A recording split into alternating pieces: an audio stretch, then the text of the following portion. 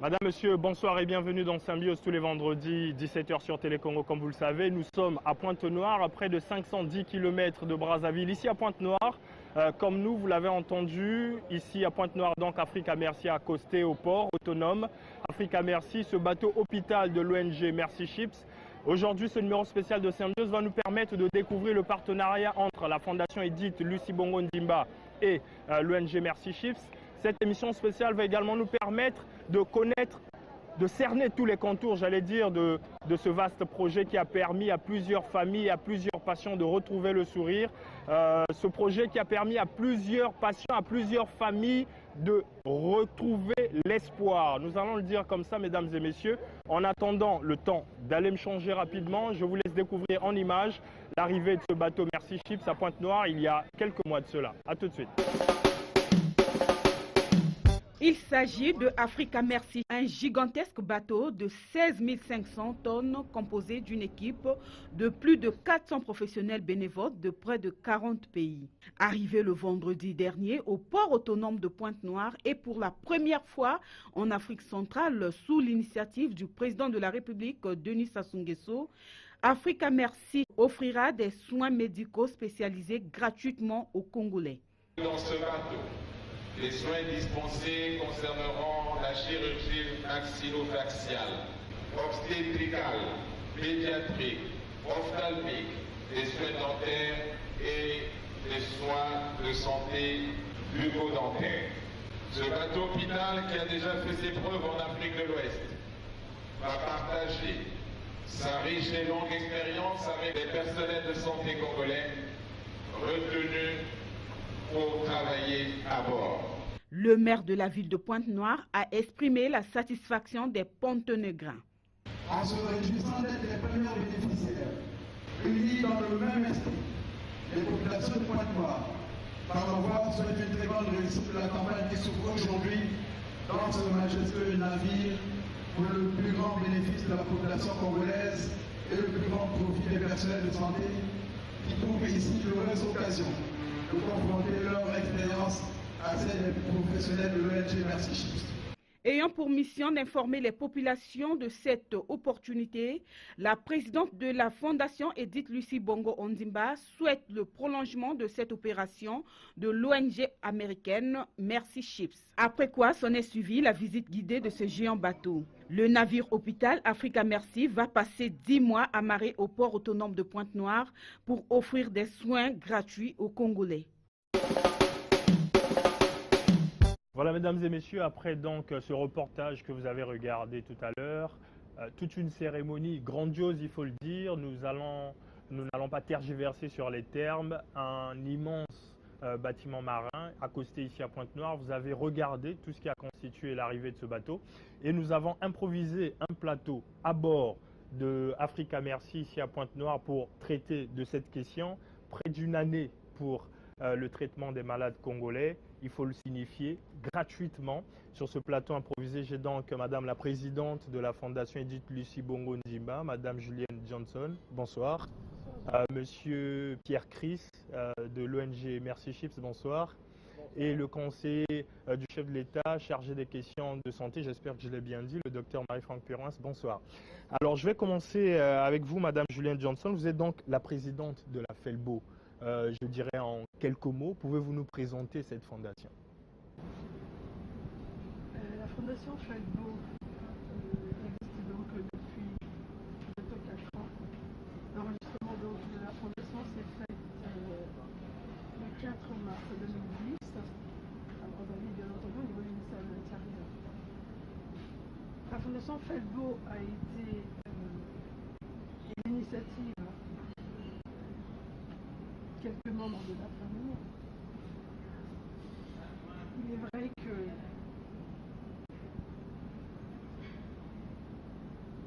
sous le coup de l'émotion, en 2009, lorsque ma sœur en tout cas, décède, quelques amis très proches d'elle nous ont soufflé l'idée de la fondation. Mais comme je vous l'ai dit, sous le coup de l'émotion, la décision ne la prend pas tout de suite. Donc nous l'avons mûri et quelques membres de la famille ont décidé de créer cette fondation. Donc elle existe depuis le 4 mars. Mais concrètement, moi j'ai envie, vous allez m'excuser, mais j'ai envie d'être le journaliste que je suis qui pose la question à une personne sous le coup de l'émotion. Est-ce pour rester dans le même esprit de ce qu'on a pu décrire de ce qu'a été votre sœur ou juste pour partager du riz, des bidons d'huile, ça et là? Nous avons créé cette fondation pour perpétuer un peu l'œuvre de cette femme, cette grande dame. Je parle toujours avec beaucoup d'émotion de cette femme qui est ma sœur, c'est vrai. Elle n'a pas eu un passage de touriste et par la décision que nous avons prise de créer cette fondation, nous perpétuons par des œuvres, pas la distribution de riz, non, par des actions bien précises dans le domaine culturel, dans le domaine de la santé, dans le domaine sportif. Nous perpétuons son œuvre à elle. C'est une dame qui aimait le partage, elle partageait beaucoup.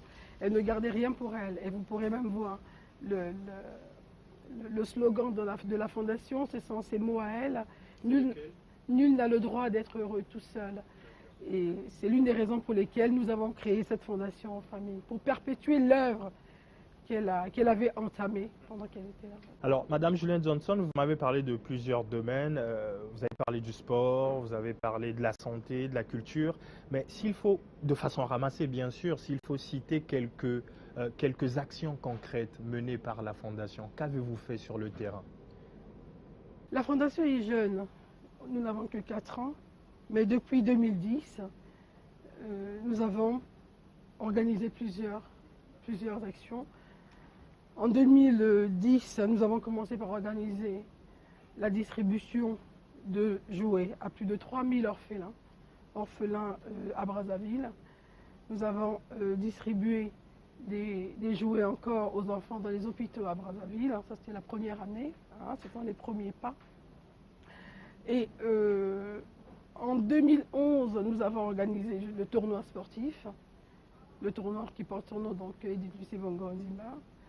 Et à mon sens, l'une des plus grosses opérations que nous avons effectuées dans le cadre de la Fondation, c'est la grande opération sur les fentes labiopalatines. En 2012, la Fondation Edith Lucie Bongo a pris l'initiative de prendre en charge les enfants, parce que la Fondation est axée essentiellement sur les enfants, la prise en charge donc de 50 enfants opérés à Brazzaville à la clinique Léono en 2012. En ce qui me concerne, en dehors des distributions du tournoi sportif, pour moi c'est le plus important parce qu'on ne doit pas oublier que Mme Edith Lucie Bongo était médecin et elle adorait les enfants. Je vais faire une petite rectification, elle n'était pas pédiatre parce qu'elle n'a pas eu la possibilité de terminer ses études, mais elle adorait les enfants. Donc nous avons axé cette opération en 2012 sur les enfants. Et 50 enfants ont été opérés en 2012. D'accord. Alors, Madame la Présidente de la Fondation Edith Lucie Bongo Ondimba, depuis quelques mois déjà, plusieurs Congolais se font traiter gratuitement à bord d'Africa Merci, ce bateau hôpital de l'ONG Mercy Ships. Alors, pouvez-vous nous dire comment est né ce projet? Il faut le dire, pharaonique, on ne va pas hésiter sur les termes. Comment est-il né ce projet? Le président de la République, qui est l'initiateur du projet au Congo, avait rencontré donc par l'intermédiaire du docteur Pelé lors de son voyage officiel à Cotonou les responsables de Mercy Ships. Le projet lui a été proposé et il a trouvé ce projet intéressant. Non pas parce qu'au Congo on ne peut pas opérer, non, c'était quand même une opération humanitaire importante. Et donc il a adhéré au projet et lorsqu'il est rentré par le cabinet, ce projet a été mis en place. On peut situer la période, quelle année à peu près? 2012. D'accord. Et une coïncidence, c'est en 2012, c'est-à-dire que la coïncidence, c'est lorsque le président est en février à Cotonou, nous avions déjà programmé, nous, l'année d'avant, donc en 2011, les opérations de défense labiale. Donc il y a eu comme une coïncidence, grâce à Dieu, hein, une coïncidence, et bon, là on a... Alors, la FELBO, aujourd'hui, quand on parle Merci Chips et vice-versa. Pourquoi ce projet devrait-il être accompagné par la FELBO? Bon, la FELBO n'a pas accompagné ce projet au niveau de la communication. Pourquoi la FELBO? Parce que nous avions, comme je viens de vous le dire, déjà organisé une grande campagne en février 2012. Nous avons commencé en septembre, octobre 2011 qu'en 2012. Et par rapport au travail que nous avons effectué sur le terrain, parce que nous avons opéré 50 enfants, c'est pas petit, et nous avons, par rapport au travail que nous avons effectué dans le cadre de l'opération de FELBO propre, je pense que M. Christ ne me contredira pas, Merci Chip a jugé utile de s'appuyer sur nous qui connaissions déjà le terrain. Alors, tout à l'heure, vous avez dit que le projet naît sous l'impulsion du président de la République. C'est pour autant dire que sans l'implication de l'État, on ne parlerait pas de Merci Chips, ni de ce partenariat avec la FELBO. Non, et je pense que Mme Pirouin se répondra peut-être un peu mieux à cette question. Vous allez, M. Pierre Christ, répondra peut-être un peu mieux à cette question. Sans l'État, cette opération ne se serait pas faite. Dans les autres pays, notamment le Togo, le Bénin, ce sont que des ONG. Or, au Congo, il y a une implication, mais directe, de façon forte, de l'État. Donc, sans l'État, Merci Chip ne serait pas ici. Donc, Dr Marie-Franck Pérez, bonsoir une fois de plus. Vous êtes conseiller du chef de l'État chargé des questions de santé. Alors, votre présence en plateau avec nous illustre à suffisance l'implication de l'État, en effet, dans ce projet. Vraiment, ça montre à suffisance que l'État s'est beaucoup impliqué dans la mise en œuvre des activités qui sont menées ici sur le bateau Africa Merci. Donc c'était un large partenariat au niveau de l'État, notamment, on peut citer quelques-uns, sans les citer tous. On peut citer donc le cabinet du chef de l'État qui a travaillé en partenariat avec le port de Pointe-Noire, puisque le bateau ici est à quai. Ensuite, le ministère de la Santé, le ministère des Affaires étrangères, le ministère des Transports, la Fondation ECARE pour le transport des malades, le ministère des Affaires sociales, le ministère des Hydrocarbures, vous voyez. Donc, j'en oublie certainement d'autres, mais c'est pour dire que ça a été un projet qui a été fédérateur, dans la mesure où ça a impliqué énormément de monde. C'est vrai que je vous prends au pif comme ça, mais retrouverons-nous d'autres grands projets sociaux comme celui-ci? C'est vrai que c'est vraiment à brûle-pourpoint que je vous pose la question, vous n'êtes pas obligé de répondre. Moi, je viens, il n'y a pas très longtemps, je suis à la tête donc, du département de la santé, mais déjà, il y a eu le projet concernant les blessés du 4 mars qui ont été envoyés au Maroc pour justement finaliser, surtout les amputés, pour le port des prothèses. On peut dire ce que l'on veut, mais c'était également un grand projet. C'était un grand projet. Alors, docteur Perouin, je pense que vous pouvez donc répondre à cette question. Aujourd'hui, le navire est à quai, à Pointe-Noire. Après son départ, quelle sera la suite? Avez-vous déjà prévu l'après-navire médical, par exemple pour le suivi des malades, pris en charge, la formation du corps médical? C'est vrai que M. Pierre Christ vous accompagnera dans la réponse à cette question. Mais aujourd'hui, que prévoit le gouvernement? C'est à nous, aujourd'hui, acteurs, qui avons mis en œuvre ce projet et qui connaissons justement de bout en bout ce qu'il en est, de faire des propositions concrètes au gouvernement pour le bien des populations. Justement, Merci Chips a eu à faire une liste d'attente de tous les patients qui n'ont pas pu être retenus et qui présentent un certain désarroi et pour lequel le gouvernement, le ministère de la Santé, avec les fondations comme FELBO, se doivent de pouvoir justement réaliser le rêve de ces patients, c'est-à-dire de redevenir à peu près normal. Alors, Monsieur Pierre Christ, je rappelle que vous êtes membre de l'ONG Merci Chip. Vous êtes avec nous en plateau à bord de Africa Merci. Alors, sur la question formation, après votre départ, qu'est-ce qui est prévu? Quel est le panel que vous avez mis en œuvre pour créer un suivi, quoi? Bonsoir monsieur, merci de m'avoir invité. Écoutez, je vais vous donner Toujours avec votre micro, bien sûr. trois choses dans le renforcement des capacités, la formation en soins médicaux. La liste est... Alors, je vais commencer par ce qui a été fait. Il y a eu la formation portant sur les échographies, il y a eu la formation chirurgicale de base, il y a eu les cours d'anesthésie à Brazzaville, il y a eu les cours des sages-femmes, il y a eu un cours sur ce qu'on appelle le leadership à Pointe-Noire. Ce qui est en train et ce qui continue à se faire, il y a la formation des chirurgiens, la formation des infirmières en salle d'opération, la formation des infirmières de salle d'hospitalisation, la formation en anesthésie et la formation en stérilisation.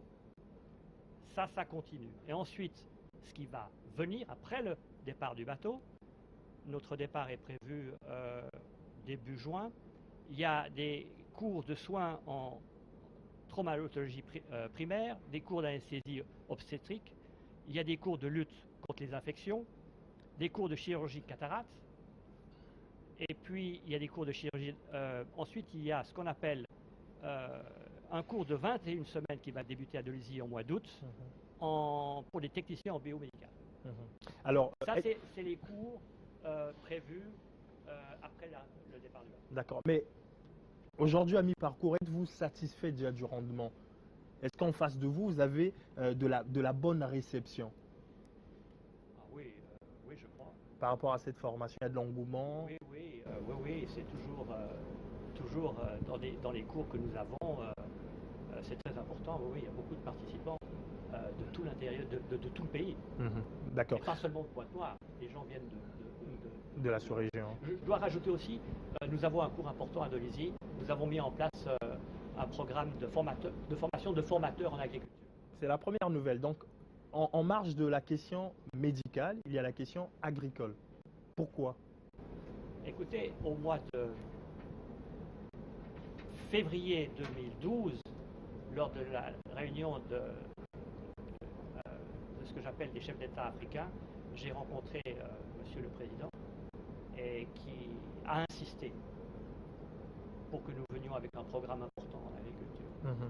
Donc nous l'avons mis en place il y a déjà plusieurs années et nous avons mis un accent particulier pour ce cours. D'accord. Donc ce sont des formateurs, 26 sont formés, qui eux vont former d'autres formateurs. Et ainsi de suite, et nous aurons un corps médical performant. Avec ce que j'appelle une formation, ce que j'appelle agriculture bio. D'accord. Qui a beaucoup de succès et je sais qu'on a beaucoup de demandes. Ok. Alors je reviens à vous, Madame Julienne Johnson. Je rappelle pour ceux qui viennent de nous rejoindre que vous êtes la présidente de la Fondation Edith Lucie Bongo-Ndimba. Alors pour parler des malades qui sont traités ici à Pointe-Noire, ils sont nombreux. Les avez-vous déjà rencontrés? Si oui, qu'avez-vous ressenti? Que vous ont-ils dit?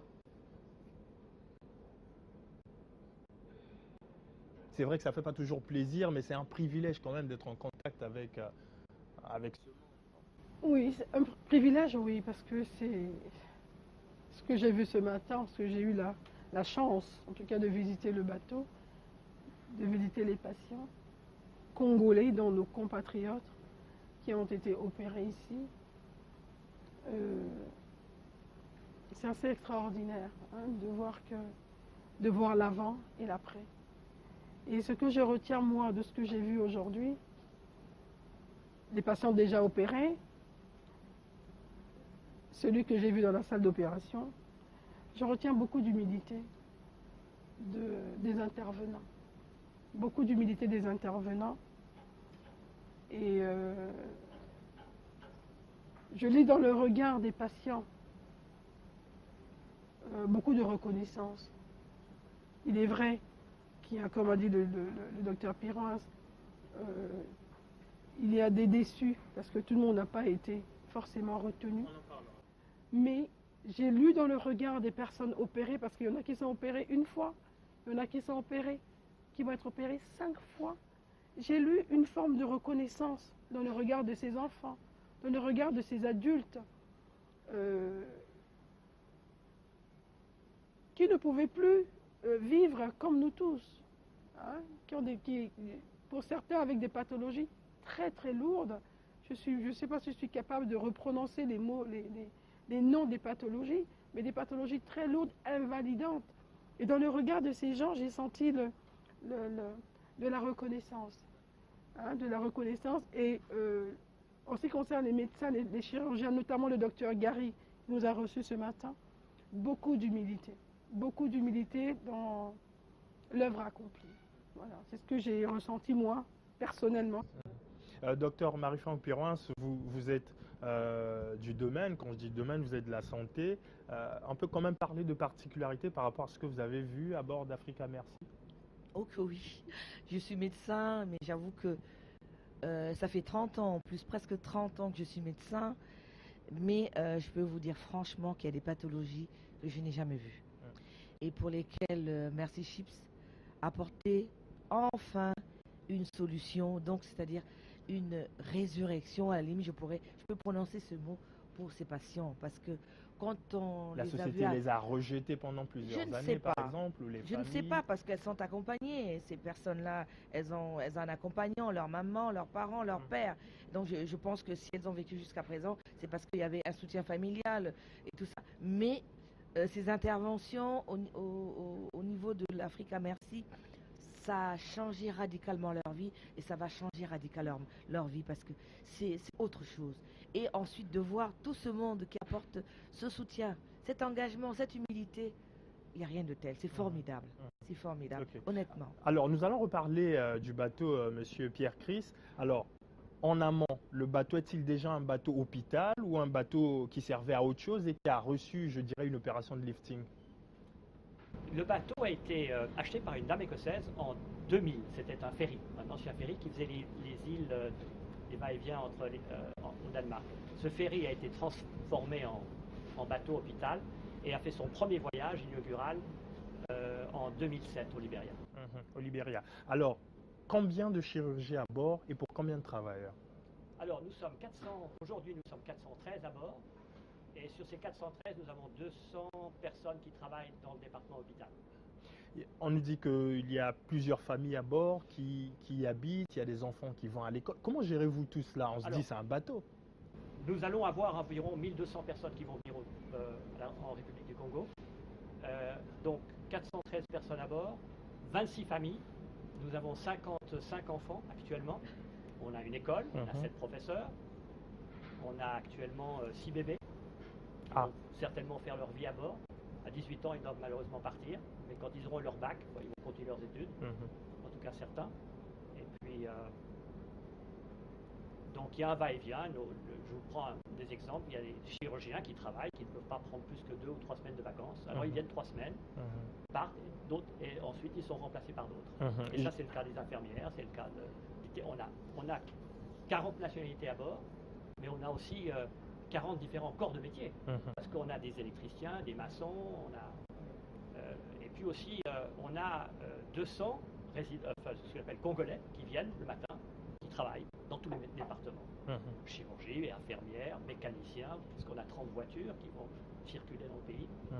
Donc, mais on fait à peu près 1500. Vous avez 30 voitures à bord? On a 30 voitures qu'on utilise et qui sont là, que vous voyez quand vous êtes rentré dans le port. Elles sont là, elles circulent, elles amènent des patients. Et puis, donc on a une navette qui va dans on a un centre hospitalier en dehors des ports, où là, les patients qui viennent sont peut-être ensuite suivis après. D'accord. Alors, Monsieur Pierre Chris, il y a inévitablement des familles qui nous regardent et qui n'avaient sûrement pas la bonne information. Alors, pendant combien de temps encore à Pointe-Noire pour Africa Merci? Nous avons prévu un départ le 2 juin. Donc nous allons donc nous restons en général 10 mois par pays. Et après le Congo, quelle est la destination? Alors nous avons prévu d'aller en Guinée. Nous étions déjà l'année dernière, où il est vrai que ce pays a besoin de nous. Je dois vous avouer que c'est une très bonne nouvelle pour le Congo, parce que c'est vrai que nous avons constaté beaucoup moins de cas de notre métier, de ce que nous faisons, ce que nous sommes capables de faire, parce qu'on est un bateau de chirurgie très spécialisé. C'est vrai que la Guinée a beaucoup plus besoin que nous. C'est une bonne nouvelle pour le Congo. On a effectivement découvert peu de cas, de gros cas. Alors c'est vous qui êtes de l'ONG Mercy Ships, vous aiderez peut-être la présidente de la FELBO à prononcer ces termes parfois très difficiles, des termes techniques liés aux différentes pathologies. Quelles sont les pathologies traitées à bord et pour quelle tranche d'âge? Alors, principalement, ce sont ce que j'appelle, on fait de la chirurgie maxillofaciale, ce que j'appelle les tumeurs. D'accord. Ensuite, nous avons ce que j'appelle les fentes palatines, les becs de lièvre. Nous avons des chirurgies, nous avons une clinique dentaire en ville où les patients peuvent venir se faire soigner. Nous avons aussi en ville une clinique des yeux où les patients peuvent venir. Et là, ils sont choisis pour, par exemple, le cas de chirurgie cataracte que l'on fait à bord. On a ce qu'on appelle la chirurgie plastique. Je prends par exemple, surtout chez les enfants, les brûlures, les contractures de brûlures. Nous avons aussi ce que j'appelle toutes les opérations d'orthopédie, ce que j'appelle pied beau, jambes arquées, et ensuite, je dirais, pour finir, la fistule. Alors, docteur Marie-Franck Purins, vous êtes, comme je l'ai dit, mais en tout cas pour ceux qui viennent de nous rejoindre, conseiller du chef de l'État chargé des questions de santé, donc je dirais la représentante de l'institution ici. Alors, entre la République du Congo et l'ONG Mercy Ships, nous savons qu'un partenariat a été signé. Mais quels sont les partenaires impliqués? Parce qu'il faut quand même le dire, il y a beaucoup de gens qui travaillent pour la réussite de tout cela. Moi, j'ai le bonheur de coordonner cette activité. Donc, et de travailler avec les différents partenaires. Je voulais citer tout au début de l'émission, les partenaires, c'est le port de Pointe-Noire, le ministère de la Santé, le ministère de l'Agriculture, le ministère des Hydrocarbures, le ministère des Transports, des Affaires sociales, le ministère des Affaires étrangères. Donc tout ce monde-là a contribué à la réussite justement jusqu'à aujourd'hui, à mi-parcours, des activités de Mercy Ships. Et vous avez posé la question de savoir comment se fait justement le transport des patients sur toute l'étendue du territoire. Donc nous avons, avec le ministère des Transports, la Fondation Eker, établi un partenariat justement pour prendre ces patients, après qu'ils aient été sensibilisés, la belle action de la FELBO, après qu'ils aient été sensibilisés, informés par la FELBO, tous ces patients, grâce justement aux directeurs départementaux de la santé, il faut le dire, qui ont fait un travail formidable également sur le terrain, tous ces patients sont rassemblés et transportés ici au niveau de Pointe-Noire, où ils sont hébergés, où ils sont logés, nourris et ensuite pris en charge par le bateau Africa Mercy. Merci Dr Purins, mais du coup, moi je vais rebondir. Il y a une question qui me taraude quand même l'esprit, Madame la Présidente de la FELBO. Vos équipes ont sillonné la République pour, je dirais, inscrire sur ces listes les différents malades répertoriés en amont au niveau des départements.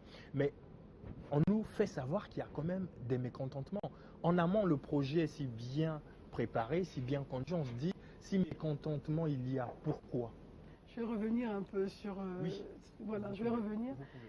Avant que tous ces patients ne soient transportés, soignés, il y a un travail formidable, et ça je tiens à le dire, des équipes FELBO, jour et nuit, qui travaillent, qui vont au contact des populations. Nous avons commencé, je vais refaire l'historique, nous avons commencé par Pointe-Noire, avant que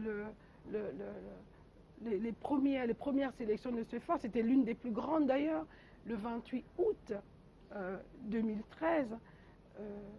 La fondation, les éléments de la fondation sont arrivés, sont venus avant, sont venus une dizaine de jours avant, dans le Quilou, dans Pointe-Noire, ils sont allés au contact des populations, informer les populations sur les pathologies qui seraient prises en charge par l'ONG Mercy Ships. Ce n'est que lorsque la fondation a fait tout ce travail d'information que les autres partenaires dans le ministère des Transports, le ministère de la Santé, toutes ces personnes-là interviennent. Ce n'est que lorsque ce travail est fait, parce que je ne sais pas comment une personne habitant, je vais essayer de prononcer, à Tsamba-Nzassi ou à la frontière du Gabon. En plus, j'informe quand même que ce mot vous pose souvent problème, et moi je vous applaudis il me pose problème, mais bon, pour la prononciation. Voilà. Ces personnes sont informées avant, et c'est le rôle de la fondation. C'est un travail, mais j'insiste là-dessus parce que c'est le travail, entre guillemets, un peu ingrat. Parce que aujourd'hui, les gens se plaignent. Vous avez posé la question, les gens se plaignent. Les gens se plaignent, c'est parce que il y en a qui ont du mal. Lorsqu'on dit nous prenons en charge les fentes labiales, nous prenons en charge, je prends le cas de l'orthopédie, c'est de 0 à 15 ans. Il y en a qui n'ont pas lu le 0 à 15 ans, qui n'ont pas bien entendu le 0 à 15 ans. Même lorsque nous avons répété, il y en a qui ont 20 ans, 25 ans qui viennent quand même. Donc, je peux comprendre ce mécontentement-là, mais je ne pense pas que ça soit lié à une mauvaise communication, non. Je pense que... Parce qu'en effet, il faut aussi souligner que c'est la Felbo qui a conduit à les opérations de communication. Nous avons, mais entièrement. Je comprends qu'à 20 ans, on puisse espérer être guéri d'une polio, je le comprends. Mais je pense que cet espoir-là fait que les gens ne tiennent plus compte des réelles informations qui sont mises à leur disposition sur le terrain. Bon, il y a autre chose, je crois que le docteur Piron saura compléter. Toutes les pathologies ne sont pas prises en charge ici. Lorsque nous communiquons aux populations certaines pathologies prises en charge localement, comment je peux... Même les directeurs départementaux, prenant, parce que j'ai entendu, moi aussi, j'ai suivi le mécontentement de certains directeurs départementaux, c'est parce que ce bateau a suscité un tel engouement, un tel espoir. C'est de l'espoir, en fait, hein. Faut se mettre à la place.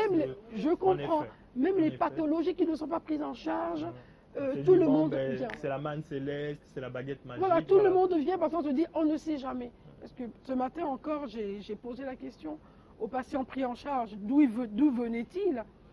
Nous sommes actuellement, ce sont ceux de Brazzaville qui sont opérés, mais il y en a qui viennent par exemple de Muyonzi, qui viennent de Dolisie. Et quand on leur demande leur lieu de sélection, par exemple, ils ont été sélectionnés à Brazzaville. Donc c'est pour redire qu'il y a quand même cet espoir que les gens ont. Et malheureusement, pour certains, il y a des pathologies qui ne sont pas prises en charge. Et ça crée des mécontentements. Mais je pense que Madame Piron et moi, donc je veux dire la Fondation, réfléchirons. Nous allons réfléchir et trouver des solutions, je l'espère en tout cas, pour les déçus susceptibles, parce qu'il y en a qu'on ne peut pas soigner, il faut le reconnaître. Docteur Marie-France Piron, sans pourtant en effet extrapoler sur la question promesse, pour être quand même prudent, parce qu'avec la population, vous savez, hein, vous allez promettre, du pain lundi à 12 h, mais 5 minutes après, s'il ne vient pas, il y a un problème. Mais du moins, pour réconforter ceux qui ont été peut-être, je dirais, blessés intérieurement, quel est le message aujourd'hui? Avant de dire quoi que ce soit, je voudrais quand même rappeler qu'en 6 mois, l'Africa Merci a quand même opéré environ 1500 personnes. C'est énorme, c'est beaucoup de personnes. Vu qu'ils n'ont que 5 salles d'opération, que les chirurgiens ne sont pas là à demain, qu'ils viennent donc en fonction de leur emploi du temps, de leurs vacances, de leur disponibilité. Donc c'est un travail formidable. Mais ça, justement, c'est à nous aujourd'hui de prendre le témoin. Hein, c'est notre population et au niveau du ministère de la Santé, je pense, et je le souhaite et je le veux, que nous mettions en place justement un plan pour prendre justement tout ce qui peuvent être pris, pas tout ce qui... parce qu'on a eu beaucoup de pathologies, on vous a parlé par exemple des cas de polio, mais les cas de polio on ne peut rien faire. Les cas de spina bifida, c'est-à-dire les tumeurs au niveau de la colonne vertébrale chez un enfant, on ne le fait pas. Donc on fera autant que faire se peut ce que l'on pourra pour prendre en charge. Parce en que rappelant hernies, que même after Africa, merci. Voilà. Parce que les hernies, les goitres, etc., ça on sait faire. Ça on sait faire. Donc oui, c'est toujours bien de passer l'information. Alors, comme ça, à mi-parcours, Madame Johnson, à mi-parcours de votre partenariat avec Merci Chips, un mot, est-il satisfaisant ce partenariat pour un bilan à mi-parcours comme ça? Pour un bilan à mi-parcours, en tout cas en ce qui concerne mes équipes, pour moi c'est mission accomplie. Même si il est vrai qu'il reste encore beaucoup à faire. La mission qui était la nôtre, en partenariat, la mission qui était la nôtre, donc le partenariat que nous avions avec Merci Chips, pour nous, la mission a été accomplie parce que les exigences de Mercy Ships, bon, on a essayé je pense, M. Chris, hein, on a essayé au mieux de répondre à leurs exigences. Pour nous, pour moi, en tout cas en ce qui me concerne, président de la FELBO et toutes mes équipes, c'est mission accomplie. La dernière mission, donc, s'est déroulée à Dolisie, donc dans la région du Niari, de la Bouenza, de la Lekumu. Mes équipes sont allées le plus loin possible. Informer les populations. Ils sont allés jusqu'à Mayeye. Bon, il y a des noms qu'on ne connaît pas bien. C'est vrai, il y a des noms que... Ils ont fait, pour moi, ces missions accomplies pour mes équipes. Jour et nuit, ces équipes sont parties dans des pick-up. La mission a été accomplie et je suis, en toute humilité, mais avec beaucoup de fierté quand même, contente de mon équipe FELBO. Alors, nous sommes en 2014, c'est une nouvelle année. Quelques résolutions? Écoutez, pour 2014, nous en avons, mais comme on dit, on ne va pas faire des promesses en l'air, parce que bon, c'est vrai que nous sommes concentrés sur le domaine médical, tout ce qui est l'enfant. Je ne fais pas de promesses, parce qu'une promesse non tenue, pour l'image même de la fondation, pour l'image de ma sœur, ce n'est pas bon.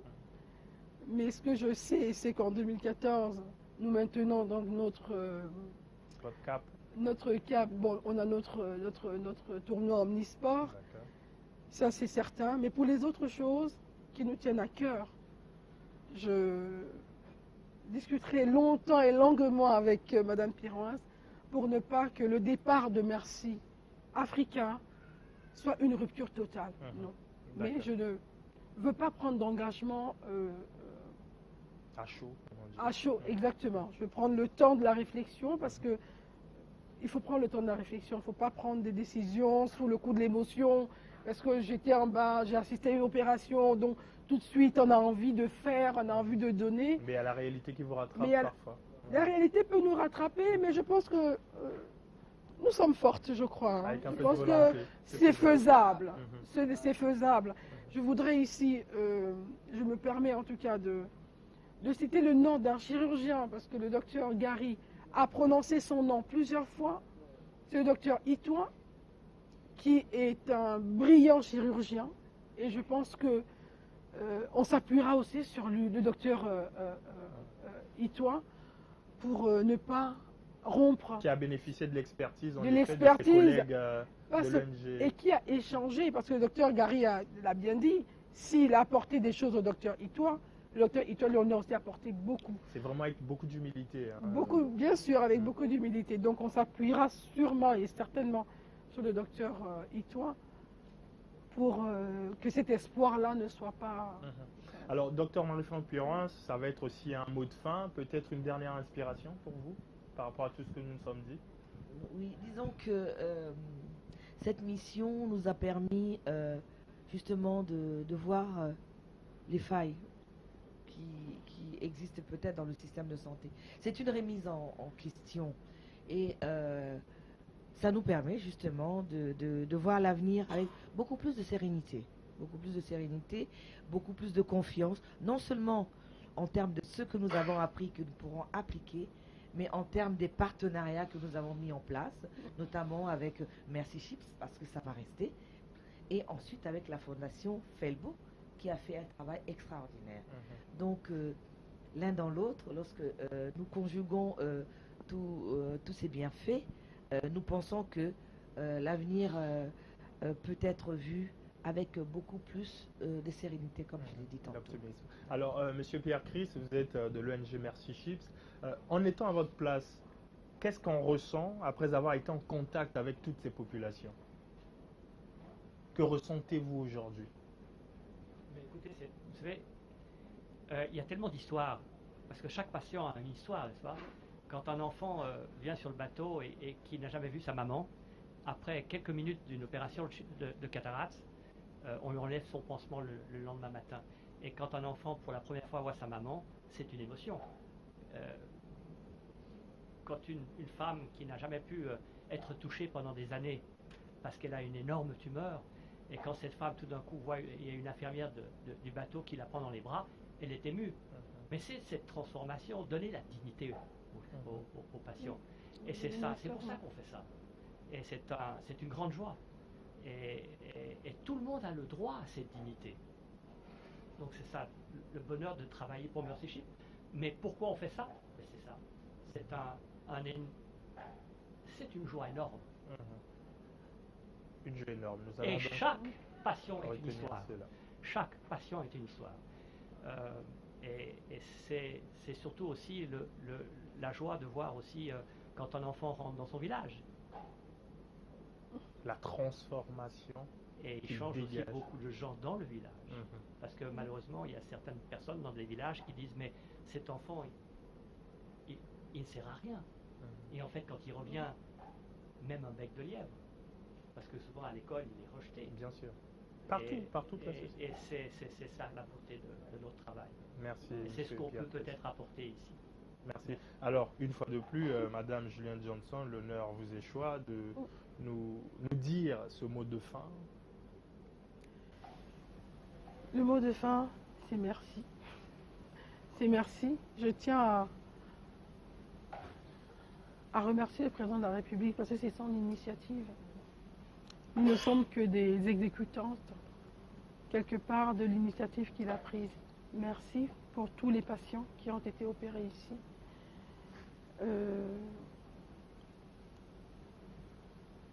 Je ne peux pas quitter ce plateau sans dire merci à ma sœur, parce que, ayant vécu à côté d'elle, j'ai appris beaucoup de choses et je me rends compte aujourd'hui que je ne suis pas restée à côté d'elle en vain. Non, je ne suis pas restée à côté d'elle en vain. Et une dernière chose, c'est remercier Dieu parce que je suis croyante et je pense que sans Dieu, tout ce que nous faisons aujourd'hui, tout ce que les chirurgiens, les sages-femmes, les infirmières font dans ce bateau, ne se serait pas fait. Voilà, c'est mon mot de la fin. Et je souhaite que les gens, les Congolais, qui n'ont pas pu être pris en charge, gardent l'espoir. L'espoir que les autorités de ce pays ont vu. Les autorités de ce pays ont vu. Et on ne peut pas avoir vu ce que j'ai vu moi et rester inerte, quoi. Oublier, c'est pas possible. Ce n'est pas possible. Et c'est pour moi le mot de la fin. Je pense que c'est garder le mot espoir, toujours cette petite fenêtre qui nous permet de voir la lueur du jour. Et les autres Congolais, ceux qui n'ont pas pu être pris en charge, qui gardent cette fenêtre, cette lueur du jour. Parce que c'est vrai qu'il y a quelques années, ceux qui sont en bas dans ce bateau n'imaginaient même pas qu'ils seraient un jour pris en charge parce que une fente labiale à 29 ans, à 22 ans, c'est quand même tard. Mais il y a quand même cette lueur-là. On doit garder cette lueur-là. On ne peut pas avoir vu et oublier. Et je suis sûre que les autorités de ce pays n'oublieront pas ceux qui n'ont pas été pris en charge. Moi, je vous dis encore merci aussi. C'est moi qui vous remercie.